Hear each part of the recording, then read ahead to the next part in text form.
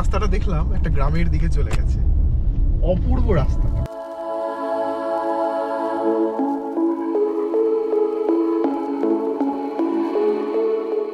প্রস্তরময় পূর্ণাকৃতির স্বয়ং আবির্ভূত দেবী ফুল্লরা জয় দুর্গার ধ্যানে পূজা গ্রহণ করেন।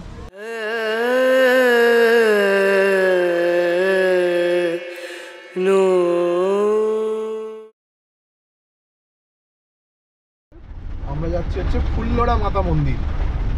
এই ফুল্লরার কথা বাবা আমাকে বলছিল যে তোদের হাতে কতটুকু সময় আছে কি না আছে আমি তো জানি না, বাট তোরা সুযোগ পেলে ফুল্লরাটা ঘুরে আসিস। তো আমিও তখন বাবাকে বললাম যে আমরা 2-3 দিনের প্ল্যান নিয়ে এসেছি, আমরা নিজেরাও কিছু ছকে আসিনি যে কোথায় যাব না যাব। তো যাই হোক, মা টানছেন যাই। আচ্ছা, কঙ্কালীতলা থেকে ফুল্লরা মায়ের মন্দির এখানে দেখাচ্ছে হচ্ছে 33 মিনিটের রাস্তা, ডিস্টেন্স কভার করতে হবে 20 কিলোমিটার। তো দেখা যাক কতক্ষণ লাগে। এখন এখানে আমাদের বেজে গেছে হচ্ছে সময় দেখিয়ে দিচ্ছি,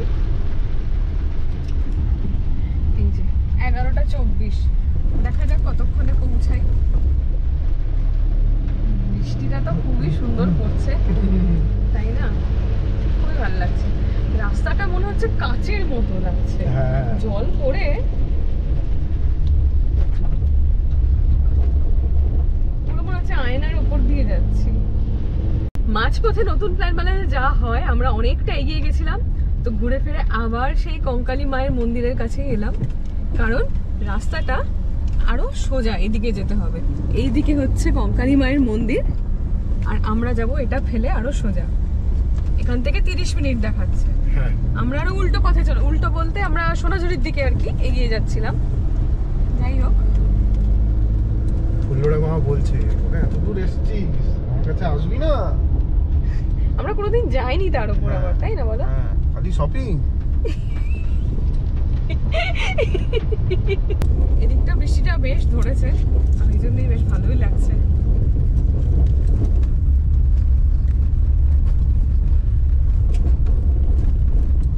রাস্তাটা না মানে পুরো রেডি নয়, মানে স্টোন চিপ গুলো উঠে উঠে আছে। রাস্তা কাজ চলছে। হ্যাঁ, এর উপরে একবার রোলার করে তারপরে আরো স্টোন চিপস ফেলে করতে হবে।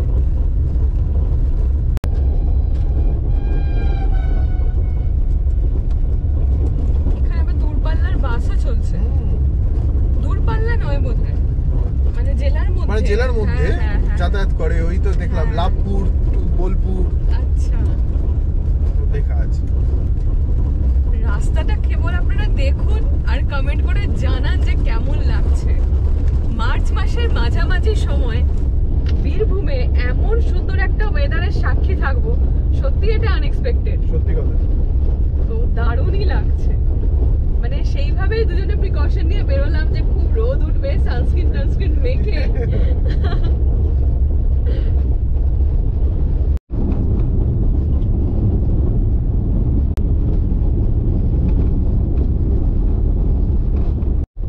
হালকা একটু রোদের ছটা দেখা গেল, আর হঠাৎ করে এই পাশটা এত সুন্দর লাগতে শুরু করলো, কি বলবো।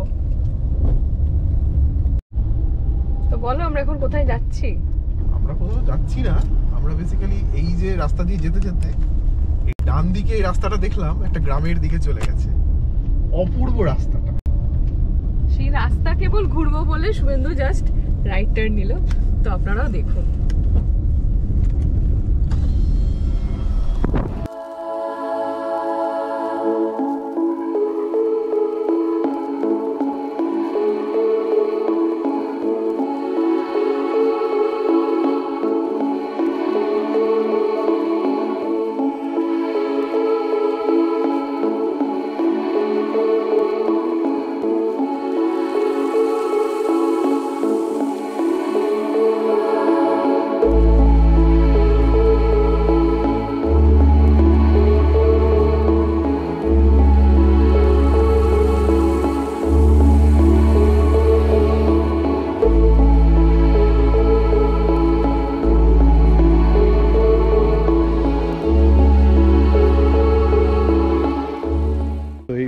ফুল্লরা মাতার মন্দির যেতে যেতে যে জায়গাটা এসে দাঁড়ালাম, মানে অপূর্ব। এখানে দাঁড়িয়ে মানে খানিকক্ষণ যদি আপনি দাঁড়িয়ে থাকেন,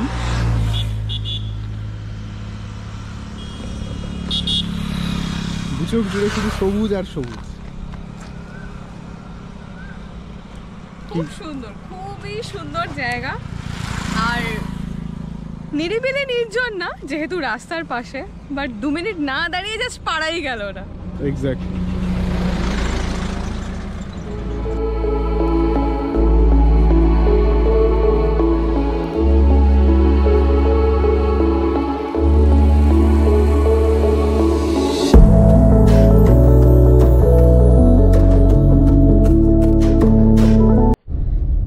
মাঝখানে বেশ অনেকটা পথ একটুখানি ভাঙাচোরা রাস্তা ছিল, তাই খানিকক্ষণ শুট করছিলাম না। তো তবে রাস্তা এন্টায়ারলি এইরকমই সুন্দর, খুবই সুন্দর। আর এখন যেহেতু মাঝখানে আমরা একটু থামলাম, তো সেই জন্য আমাদের সময়টা আর একটুখানি বেশি লাগছে। তো এখান থেকে আরো 11 মিনিট দেখাচ্ছে, 5.8 কিলোমিটার। মানে যেহেতু এত ফাঁকা রাস্তা, তাই 5.5 কিলোমিটার রাস্তা 10 মিনিটে ইজিলি অতিক্রম করা যাবে।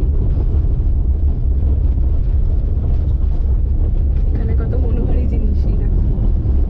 এরা এই সাইকেলে করে যারা এখানে বিক্রি করতে আসে না, এরা ধানের সময় কিন্তু ধান নিয়েও জিনিস দেয়, জানিস তো?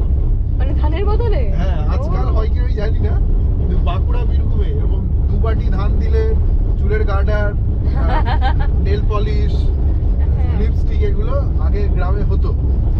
এখন হয় আমি জানি না, কিন্তু এই কবছর আগেও আমি শুনেছি। এখানে আমার মায়ের পিসির বাড়ি। কোথায় গো?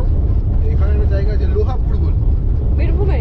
বীরভূম। আচ্ছা, ওখানে হচ্ছে ওই মায়ের পিসিরা থাকে। আচ্ছা আচ্ছা।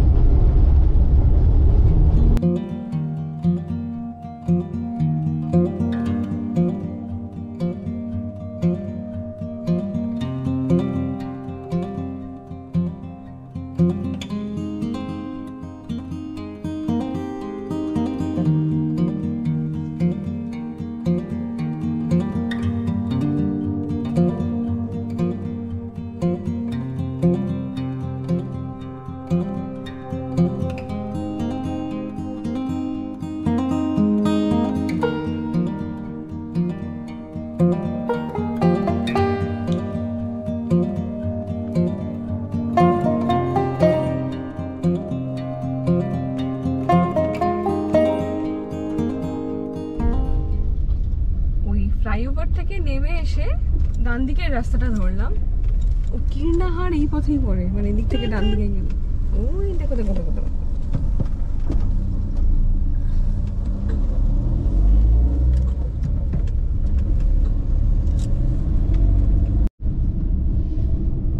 মা ফুল্লরা শক্তিপীঠ।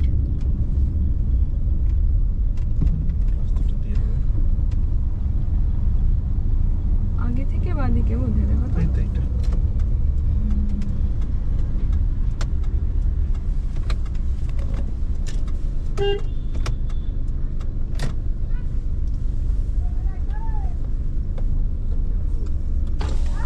ফুল্লরা এদিকে তো?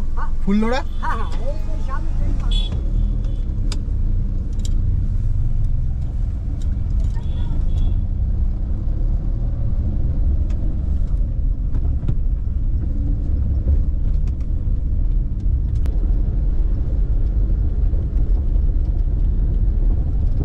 কিন্তু এখানে গাড়ি রাখা অনেকটা হাঁটতে হবে। না না, এখানে গাড়ি রাখার দরকার নেই, নিশ্চয়ই কোনো ব্যবস্থা আছে। সামনে বড় রাস্তা দেখা যাচ্ছে, এটা বোধহয় ফুল্লরা মন্দিরেরই প্রাচীর। এই তো মা ফুল্লরা বাবুলালের দোকান। ও আচ্ছা, সরি, দোকান, পূজার সামগ্রী। আচ্ছা আচ্ছা। এইটা সামনে দিয়ে রাস্তা। ও এই তো, এই মন্দির প্রেমিসেস শুরু হয়ে গেছে।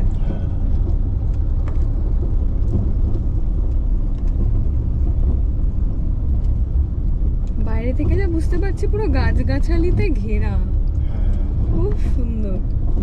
এই যে বাদিকে মন্দিরের গেট বোধ হয়, না এখানে তো আবার নো পার্কিং লিখেছে।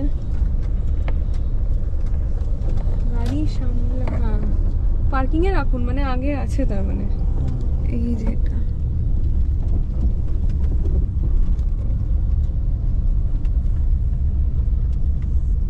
এখানেও একটা পার্কিং এর ব্যবস্থা করা আছে, চাতালের মতো।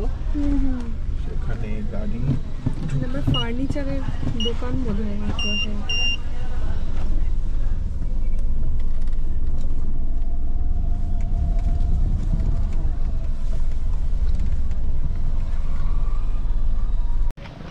তো চলে এসেছি আমরা ফুল্লরা মায়ের মন্দিরে। বলা হয় মা সতীর ঠোঁটের নিচের অংশ বা নিচের ঠোঁট এখানে পড়েছিল। তো দেখি ভেতরটা কিরকম। নামতে না নামতেই আবার মেঘ ডাকছে আর 1-2 ফোঁটা করে বৃষ্টি পড়ছে। নামলে ভালো হতো নাকি গো? ঠিক আছে, এই পাশেই তো আছে, বেশি দূর তো নয়, গাছগাছালি আছে।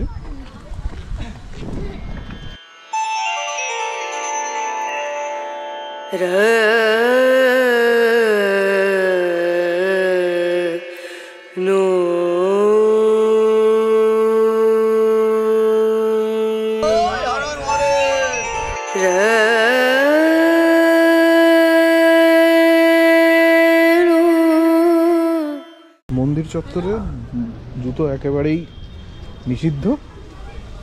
অবশ্যই। না, ইয়েতে যেমন অনেকে জুতো পরে ঘুরছিল, কঙ্কালী তলার যে ইয়েটা, হ্যাঁ ভেতরে ঘুরছে তার। হ্যাঁ হ্যাঁ,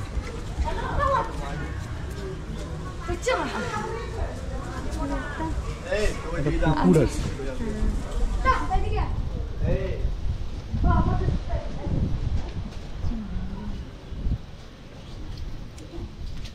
কত মাছ দেখ, এই তো ভর্তি মাছ, প্রচুর মাছ, প্রচুর মাছ।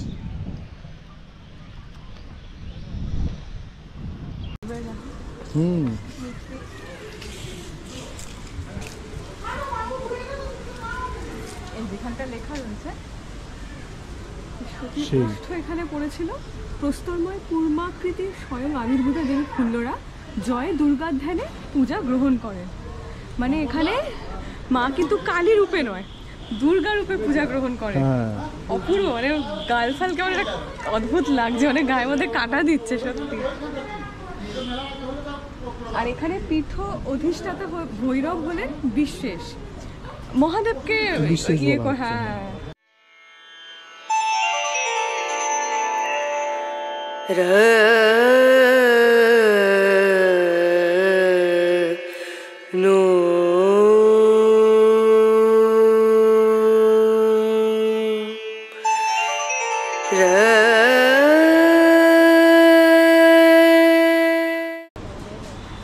একটা জিনিস বলো, যে প্রচারের আলো থেকে, কোলাহল থেকে কতটা দূরে, কি শান্তি না?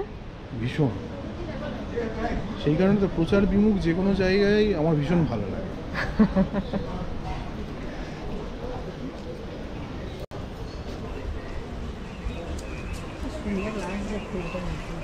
ধন্যবাদ।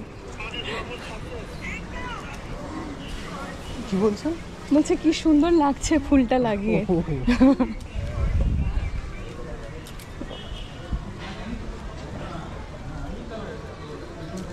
এখানে ফুল্লরা দেবীর ধ্যান মন্ত্র রয়েছে এবং প্রণাম মন্ত্র, আর দেবীর এমনি ধোয়া জলটা মনে হয় এখানে দেখো। আর যেরকমটা দেখালাম যে দেবী পুরোটাই মানে সিঁদুর রাঙা, আর মানে পিছনের অংশটা দেখলে কতটা বিস্তৃত, এখানটা এসেও দেখা যাচ্ছে। একবার দেখো,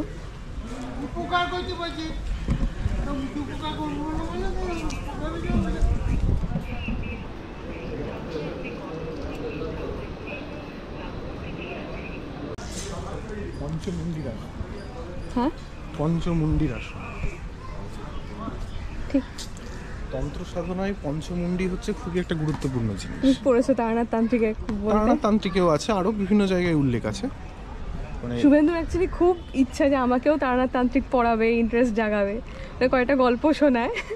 আমার সত্যি বলতে হ্যাঁ ভালো লাগে, বাট ওই রকম নেই যতটা শুভেন্দুর আছে, তাই না? হ্যাঁ, আসলে প্যারানর্মাল যে কোনো বিষয়ে খুব ছোট থেকেই খুব আসক্তি আছে আমার, পড়তে বা কালচার করতে ভীষণ ভালো লাগে।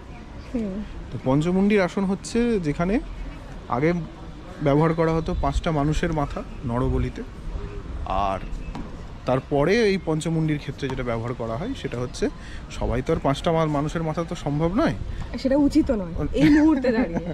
তো সেই কারণে 5টা প্রাণীর মাথা ব্যবহার করা হয় আলাদা সেটা আলাদা। উচিত নয়, যাই হোক। আর এই ফুল্লোড়া মাথার এখানে আসার পরেই মেঘ আরো জোরে জোরে ডাকতে শুরু করেছে।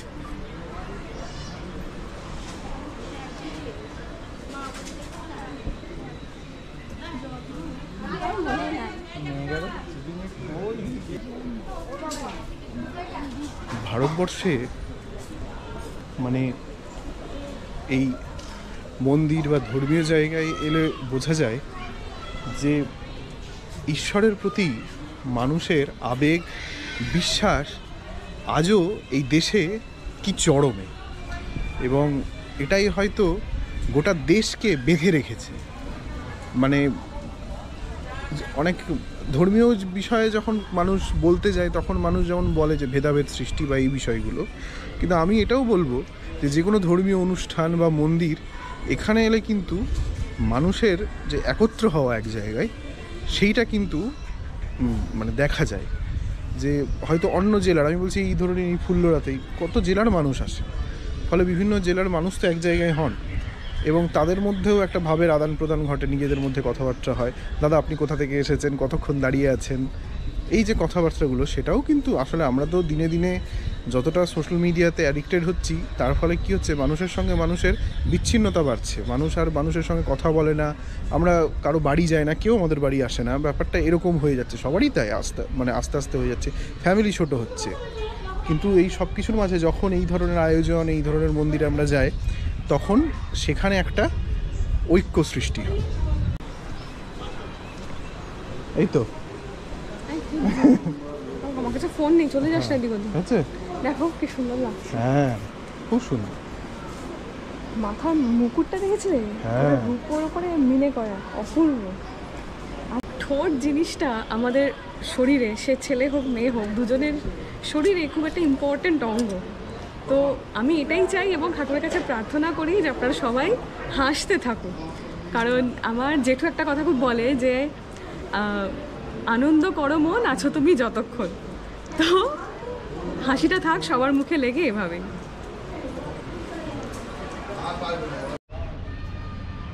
এখানে আরেকটা মন্দির, ছোট্ট মন্দির,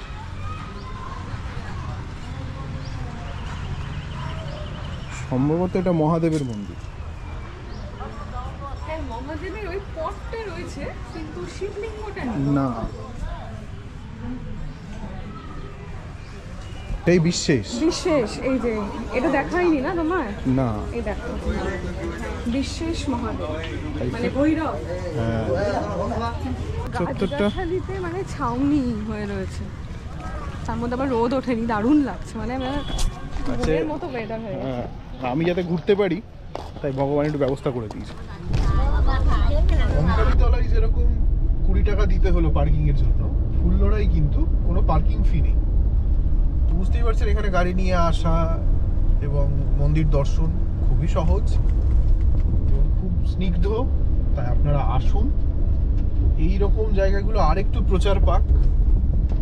মানে তবে হ্যাঁ, যেন স্নিগ্ধতাটা বজায় থাকে, মানে মানুষ যাতে এরকম না করে দেয় একেবারে ফুল কমার্শিয়াল হয়ে গিয়ে তখন দেখা গেল আর মন্দিরের যে আবেগ সেটাই আর নেই আর কি, সেরকম যেন না হয়। কিন্তু আপনারা আসুন, দর্শন করুন, ভালো লাগবে।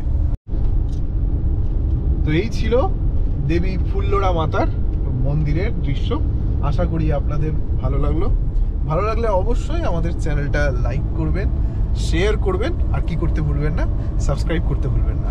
দেখা হচ্ছে পরের আরেকটা দুর্দান্ত ইন্টারেস্টিং এপিসোডে।